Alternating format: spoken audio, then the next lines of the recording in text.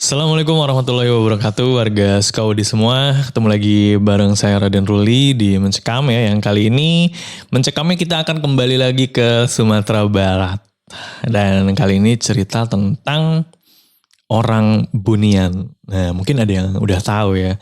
Apalagi yang tinggal di daerah sana. Seperti apa ceritanya ini yang jelas nyeremin banget ya ceritanya. Tapi sebelumnya buat warga Skaudi yang belum subscribe, silahkan di subscribe dulu ya channel ini. Dinyalakan lonceng notifikasinya dan di komen kalau perlu ya. Dan jangan lupa dibagikan ke teman-teman yang juga suka cerita horor. Ini dia Mencekam, menceritakan email kamu.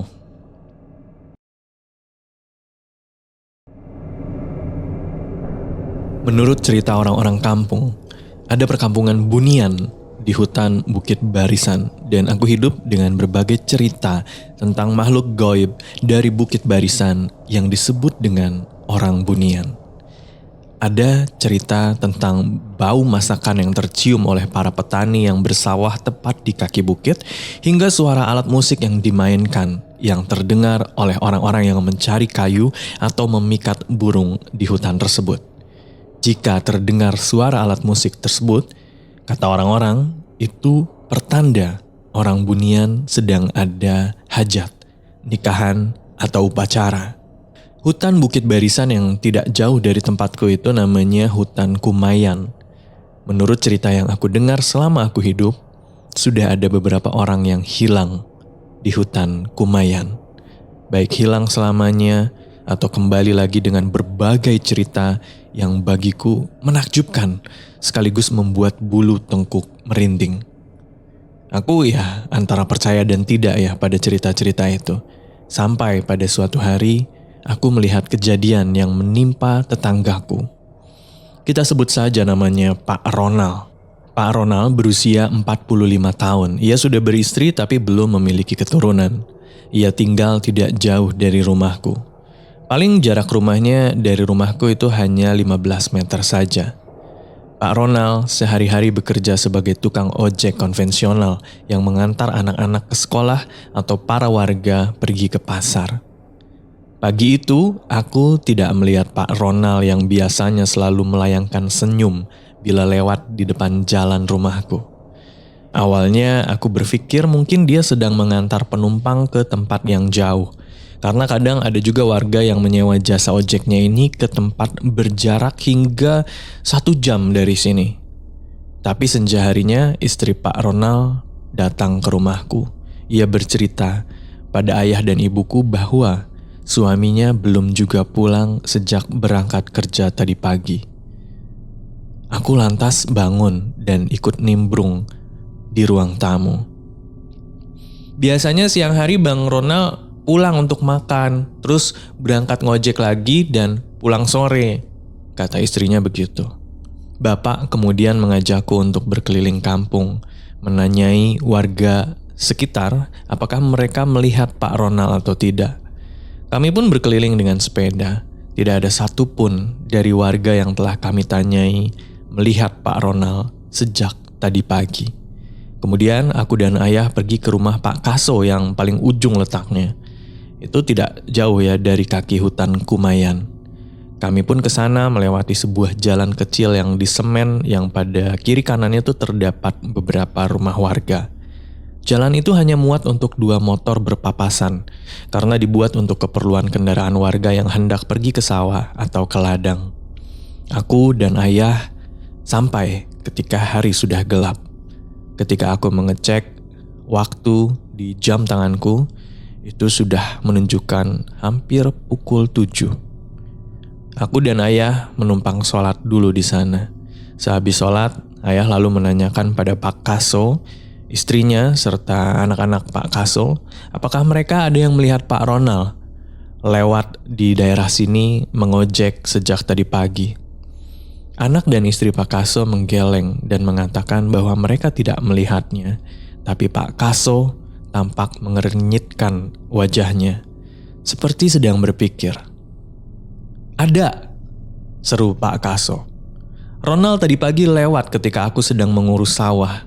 Dia menyapaku Dia membonceng seseorang yang tidak tampak jelas wajahnya. Aku kira dia cuma mengantar warga desa yang mau mencari kayu ke hutan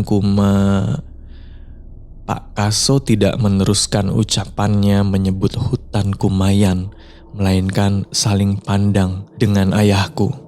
Ayo, kita ajak para warga mencari ke sana, kata Pak Kaso pada ayah.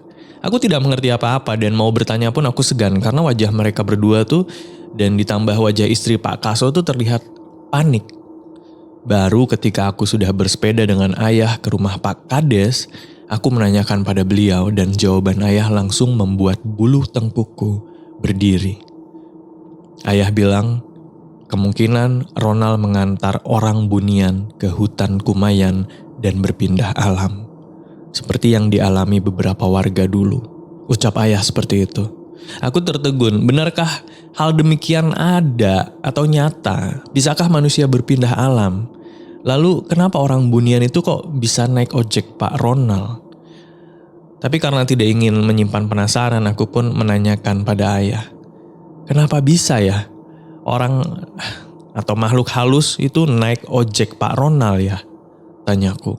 Ayah tidak menjawab pertanyaanku. Ia hanya mengatakan bahwa nanti Pak Kades akan membicarakannya dan katanya pertanyaanku ini akan sekaligus terjawab. Singkat cerita, aku dan ayah pun tiba di rumah Pak Kades. Pak Kades tampak tengah duduk di kursi terasnya bersama beberapa bapak-bapak di desa itu ya. Ada istri Pak Ronald juga yang ditemani oleh ibu, serta aku dan ayah ikut bergabung di teras bersama mereka. Pak Kades mulai pembicaraannya. Sudah 3 orang warga desa kita ini mengalami kejadian serupa dengan yang dialami Ronald. Yang pertama, seorang pemuda yang dilihat warga itu pergi ke arah hutan Kumayan bersama seorang gadis cantik yang ketika dipanggil tidak mendengar. Sampai sekarang kita tidak tahu apakah dia hidup atau tidak. Dia tidak pernah kembali, kata Pak Kades. Yang kedua, bapak-bapak yang sedang mencari madu lebah. Ia hilang selama sebulan dan kembali dalam keadaan selamat. Katanya ia dibawa ke kampung Bunian dan dia heran karena menurutnya ia berada di sana hanya 3 hari. Kemungkinan yang naik ojek Ronald itu adalah orang Bunian. Mereka bisa muncul kapan saja. Tampilan dan rupa mereka seperti manusia. Tapi bila diperhatikan, mereka tidak menginjak tanah. Seketika aku merinding, aku merasa ngeri membayangkan Pak Ronald mengantar orang Bunian tersebut sampai ke alamnya. Dan demikian pada malam itu, sampai 4 hari selanjutnya, orang-orang beramai-ramai mencari Pak Ronald ke hutan Kumayan. Pagi, siang, sore, hingga malam. Pada hari kelima, istri Pak Ronald sudah pasrah. Dan Pak Kades pun menghentikan pencariannya. Aku kadang sampai tidak berani ngopi di teras pagi-pagi karena terbayang Pak Ronald melintas atau lewat seperti biasa. 10 hari setelah kejadian hilangnya Pak Ronald, tepat pada tengah hari setelah azan zuhur berkumandang, rumah Pak Ronald heboh dan terdengar suara perempuan menangis dari sana. Aku, ayah, dan ibu segera berlari ke rumah Pak Ronald. Ternyata tangisan tersebut berasal dari istri Pak Ronald dan suara heboh itu adalah suara para warga yang entah sejak kapan sudah berkumpul di sana. Mataku dan aku yakin mata bapak juga seperti terbelalak ketika menoleh ke arah para warga yang menunjuk, yaitu ke sebuah batang kelapa. Di sana tampak Pak Ronald duduk. Pak Kades pun datang dan segera meminta warga untuk menurunkan Pak Ronald yang langsung disambut oleh pelukan istrinya. Pak Ronald tampak berbicara tapi suaranya tidak keluar sama sekali. Ahli agama atau Pak Ustadz di desa kami membacakan beberapa ayat suci Al-Quran. Kemudian memberikan air putih ke Pak Ronald. Seketika suara Pak Ronald keluar dan Pak Ronald pun menangis. Ia menceritakan hal yang luar biasa yang membuat semua orang tidak dapat berkata apa-apa, termasuk aku. Kata Pak Ronald, pagi itu ada ibu-ibu pulang dari pasar yang menyewa ojeknya. Ia sendiri heran, kenapa pagi-pagi sudah ada orang yang pulang dari pasar. Tapi Pak Ronald menyanggupinya. Pak Ronald mengatakan bahwa tempat di mana ia mengantar ibu-ibu itu sangat bersih dan wangi. Setelah ia kembali, dalam perjalanan pulang, ia jatuh dari motor dan tak sadarkan diri. Pak Ronald tidak tahu berapa lama ia pingsan. Hingga beliau sadar, ia sudah berada di atas pohon kelapa. Ia pun menunjukkan uang sewa ojek yang dibayarkan ibu-ibu bunian itu.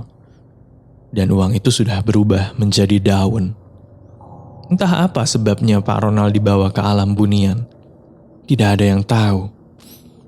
Mungkin dia mendapat peringatan atas perbuatannya atau ada maksud lain. Yang jelas mereka ada. Dan aku menyaksikannya. Aku sendiri masih merinding menceritakan kisah ini. Demikian mencekam hari ini ya warga Sukawedi. Entah mungkin warga Sukawedi sendiri punya pengalaman tentang cerita orang bunian ini ya, khususnya yang tinggal di daerah sana. Dan terima kasih sudah mendengarkan sampai akhir, semoga menghibur. Jangan lupa ya, untuk semua yang punya pengalaman atau cerita horor bisa langsung aja dikirimkan via email di podcast.ceritahoror@gmail.com. Jangan lupa juga di subscribe channel ini, dinyalakan lonceng notifikasinya biar tahu setiap ada video baru ya. Dan di komen kalau perlu. Dan di like kalau memang suka. Oh ya, jangan lupa juga di share ke teman-teman yang suka cerita horor. Saya Raden Ruli pamit. Wassalamualaikum warahmatullahi wabarakatuh.